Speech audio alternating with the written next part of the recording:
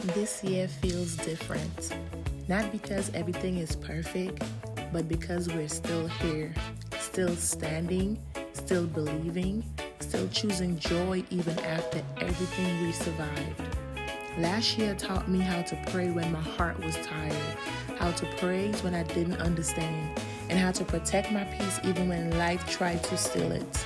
So today, I'm not just cooking dinner, I'm celebrating deliverance, I'm honoring growth, and I'm giving God thanks for what He kept, what He's healed, and what He's preparing. And while I'm in the kitchen with my child, I'm reminded that legacy starts right here, in moments like this, in prayers whispered over meals, in love poured into every routine. We're stepping into the new year covered, grateful, and expectant because what God promised, He's faithful to perform. And I want my child to always remember this, that even when life felt heavy, God stayed faithful. That even when we didn't have all the answers, we never lost our faith. This kitchen has heard prayers, this table had seen tears, and this home has been covered in grace.